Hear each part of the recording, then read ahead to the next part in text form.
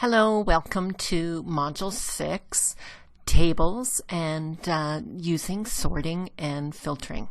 So the first thing that you need to do is go to D2L and open up the dataset titled Chapter 15 ETF Dataset.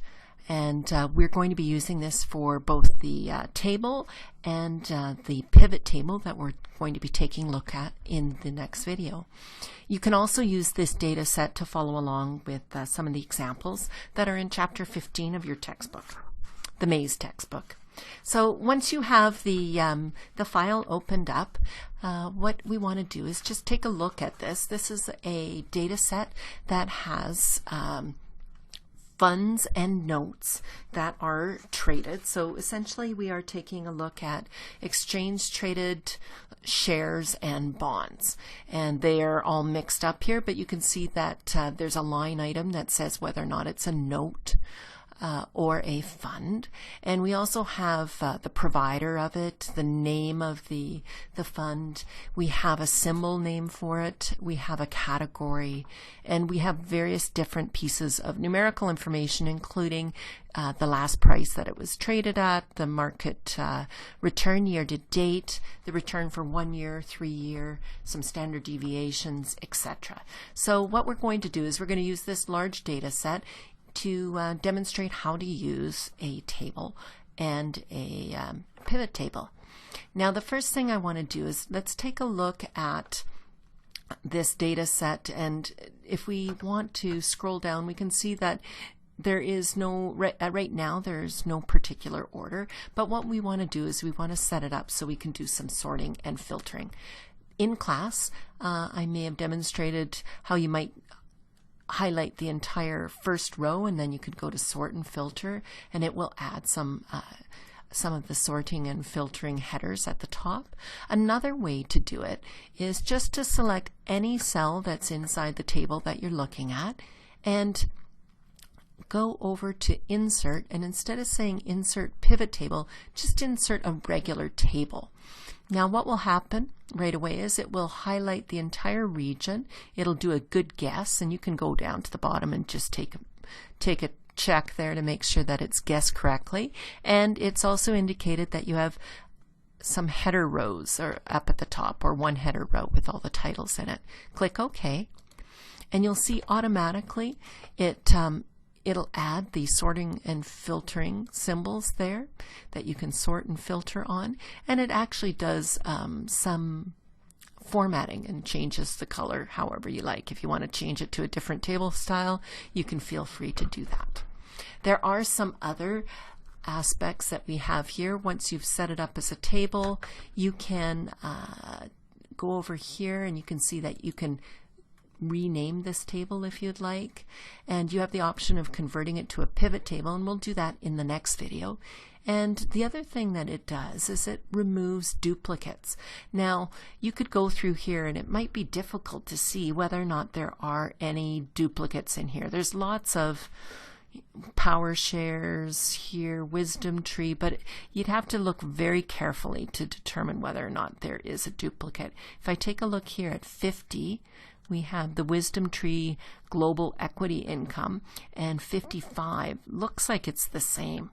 Okay, one of the things that we can do is I'll just sort by ETF name from A to Z, so alphabetically, and actually I'm going to go from Z to A, because if I go up here, taking a look, I can see wisdom tree. I've got several of them that look like they're absolutely identical. So I could go through my data set and see if I had any identical listings, and it does occur from time to time with data sets where you're going to have similar or identical entries. One of the things that this table will allow you to do is I can click anywhere on this table, I can just say remove duplicates, and now what it'll do is it'll look for duplicates that have the exact same ETF name, symbol, provider, etc. So I can say select all and click OK. Now it has gone through and it's found out that there are 10 duplicate values, and that there are 613 unique records that remain. So click OK. And I'm just going to go back here and I'm going to sort alphabetically downwards. There. So now we've got this giant data set. We know we don't have any duplicate records, and I can go through and sort and filter however I would like. So let's take a look here. We want to let's take a look at different stocks and see which stocks that we might have. So in this case we want ETF, so I only want to include stocks, and I only want to include stocks that have traded at greater than 5% since the beginning of the year. So I'm going to go across here to the market year to date, and I could sort numerically and then just find those that are greater than 5, or I can go to the number filter here and I will click number filter, and I will say I want to see only those that are greater than or equal to 5%. Notice that I have other options. I could show the top 10 stocks based on their year-to-date return. I can do just those stocks that are above average, just those stocks that are below. And let's try just do the above average. It needs to then calculate what the average is, and it will only show those that are above. Notice that when I take a look at all of these, there we go. If I go market year to date, and I want to say number filter, I want to show that those that are above the average. Let's clear it, and I'm going to now show just those that are above 5%. So I'll do number filter and greater than 5%. Okay, so now all I see here, oh, I guess I need to have it greater than, yeah, there we go, 5%. None of these are below 5. There. And then I could decide I wanted to show just those stocks from smallest to largest. And so I can see it starts at 5. And I'm going to now sort from largest to smallest. And I can see that I have shares that are have already had a year-to-date return of 31%. So that's fairly healthy. Now I want to take a look at only those shares above 5% that are traded by ProShare advisors. So I can take a look down here at ProShare advisors and find them here. I'm going to actually unselect first, then go down to ProShare advisors, click there, and now I have a list of all the shares shared by traded by ProShare advisors. And you can see all of these shares have, we've taken a look at here. Now the filter has, there it is there, the filter of 5% still applies, so it's only showing those shares above 5%. Let's say now I want to see what the average is overall. So I don't want to have that filter of just those that are over 5%. I want to see all the share prices for ProShares. Okay. Now, if I wanted to find out what is the average return for anything traded by ProShare advisors. So I'm going to, I want to enter in an average here. So here is, if I go back up here, that's column H. At the bottom of column H, I'm going to enter in a formula for the average.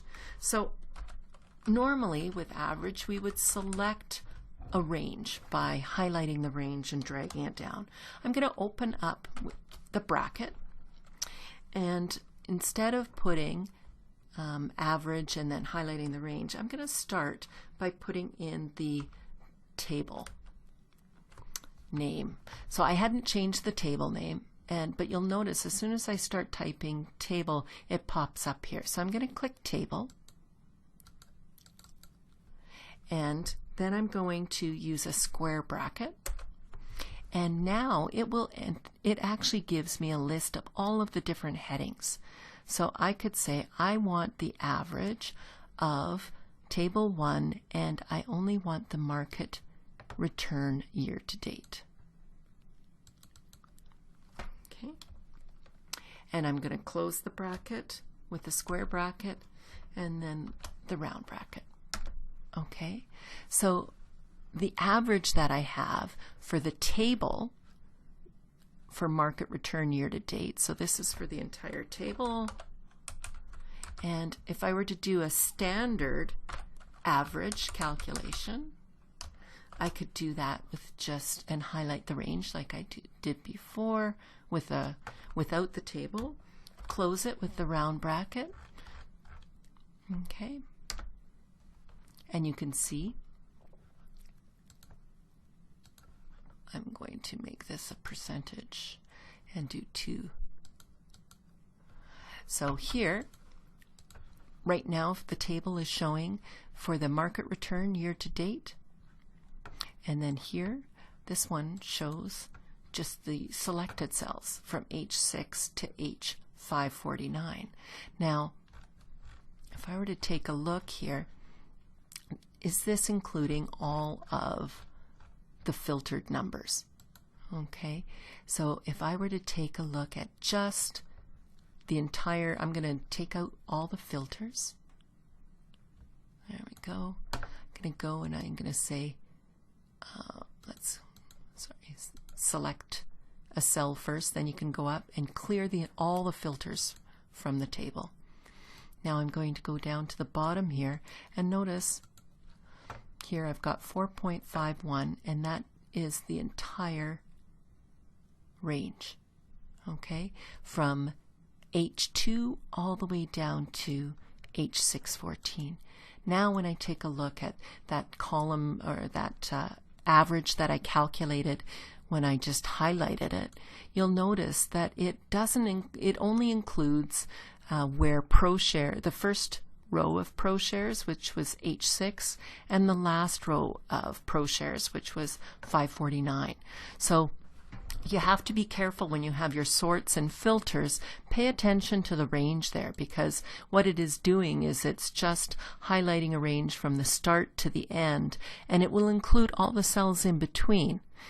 So you're not going to be getting exactly what you think you are. So in this case, you can see I've got using the average function, I can use table and then it'll automatically give me different column headings. So that's a little bit different when you're dealing with tables, how you're going to do the different calculations for the functions. So what I'm going to do is I'm going to end off here, and shortly we will take a look at pivot tables in the next video.